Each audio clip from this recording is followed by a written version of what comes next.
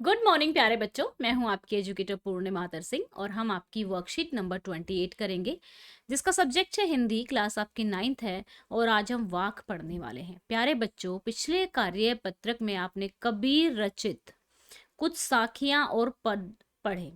जो कबीर जी लिखते थे, ठीक है, या जो गाते थे, उनको साखियां या पद कहते थे। तो यहाँ पे एक कश्मीरी भाषा की लोकप्रिय संत हैं कवित्री लल दयद।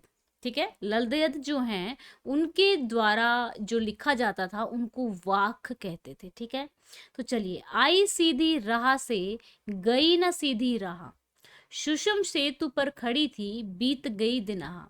इस वाक के माध्यम से कवित्री कहना चाह रही हैं कि मैंने जीवन भर ईश्वर मिलने के जिस मार्ग का चयन किया वह सही नहीं था।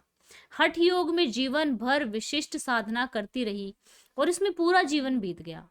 जीवन के अंतिम समय में जब अपने जीवन भर की कर्मों की गणना की तो मेरे पास कोई भी सत्कर्म नहीं था जिसको देखकर मैं ईश्वर से इस भव सागर को पार करने की प्रार्थना कर सकती।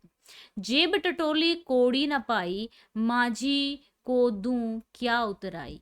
थल थल में बसता है शिव ही, भेद न कर क्या हिंदू मुसलमान, ज्ञानी जो स्वयं को जाने। तो इस वाक्य के माध्यम से कवित्री कहना चाह रही है कि सृष्टि के कण कण में शिव ईश्वर का वास है। इसीलिए सभी मनुष्यों को इस आधार पर भेद नहीं करना चाहिए कि कौन हिंदू है, कौन मुस्लिम है और कौन कौन से धर्म का अनुयायी है। मनुष्य यदि वास्तव में ज्ञानी है तो वह आसानी से समझ जाएगा कि ईश्वर का वास उसके मन में भी है। तो चलिए बच्चों, आशा है आपने इन वाक्यों के भावार्थ को समझ लिया होगा। तो इन वाक्यों पर आधारित कुछ प्रश्नों के उत्तर देते हैं। सेतु का अर्थ है पुल। यहाँ दिल की तुलना किससे की गई है? यहाँ दिन की तुलना जीवन से की गई है।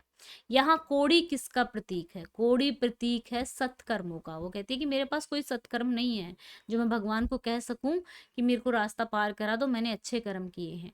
थल थल में बसता है शिव ही पंक्ति से कवयित्री का क्या आशय है?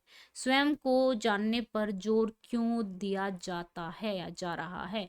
तो चलिए बच्चों, अब इसके क्वेश्चन करेंगे। तो उससे पहले यहाँ पे मैं आपको एक इंपॉर्टेंट सी इंफॉर्मेशन बता देती हूँ। देखो बच्चा, आपकी एसएसटी का टर्म 1 में, ठीक है, जो पेपर आने हैं, ठीक है, उन के प्रिपरेशन मैं करवा रही हूँ अनअकैडमी पे। ठीक है, फ्री क्लास है, फ्री स्पेशल क्लास है। आपकी 8:30 बजे क्लास होती है, ऑलरेडी 2 क्लास हो चुकी हैं। तो अभी 14 सितंबर को होगी क्लास, 16 सितंबर को होगी, फिर 17 सितंबर को होगी, फिर आपकी इस तरीके से जो है आपकी टोटल 10 क्लासेस होंगी, जिसमें मैं एसएसटी का सिलेबस दोनों ही मीडियम में कराऊंगी। ठीक है, इसमें एनरोल करने के लिए लिंक मैंने डिस्क्रिप्शन में दिया हुआ है। कोड आपको पूर्णिमा 10 यूज करना है। 9th क्लास की क्लास का टाइमिंग 8:30 बजे है। 8:30 से 9:30 1 घंटा क्लास होगी आपकी, जिसमें हम क्विज करेंगे और बहुत सारे कंसेप्ट को समझेंगे। बहुत इंटरेस्टिंग वे में हम चैप्टर्स को कंप्लीट करेंगे और मैं चाहती हूँ आपके 100 में से 100 मार्क्स आए। तो उसके लिए आपको 2 चीज़ें करनी है, एक तो मैक्सिमम एमसीक्यू प्रैक्टिस करनी है और एनसीईआरटी को पढ़ना है। तो यही काम हम इन स्पेशल क्लास में करने वाले हैं। तो आप सब मेरे साथ ज्वाइन हो सकते हैं, एनरोल कर सकते हैं। लिमिटेड सीट्स हैं तो इसलिए ज्वाइन कर लेना। आपको क्लिक करना है नोटिफाई मी पे। लॉगिन लिंक पे क्लिक करने के बाद आप स्क्रीन पे जाएंगे, लॉगिन कर लेना या तो मोबाइल नंबर से या ईमेल से। ओटीपी आएगा, ओटीपी डालना है एंड देन नोटिफाई मी पे क्लिक कर देना। जैसे ही मैं 8:30 बजे लाइव आऊंगी तो आपके पास नोटिफिकेशन चला जाएगा। ओके बच्चा, तो चलिए अभी आगे करते हैं क्वेश्चन। 2 क्वेश्चन है आपके। थल थल में बसता है शिव ही पंक्तियों से कवित्री का क्या आशय है? इससे कवित्री का आशय है कि कण कण में शिव बसते हैं, अर्थात सृष्टि के कण कण में ईश्वर का वास है। स्वयं को जानने पर क्यों जोर दिया जा रहा है? क्योंकि स्वयं को जानकर ही हम ईश्वर को पा सकते हैं, क्योंकि वो हमारे मन में ही है, कहीं बाहर नहीं। तो बच्चों, ये हो गई है हमारी वर्कशीट। वीडियो अच्छी लगी है तो वीडियो को लाइक जरूर कीजिएगा और अगर अभी तक चैनल को सब्सक्राइब नहीं किया है तो जल्दी से चैनल को सब्सक्राइब कर दीजिए।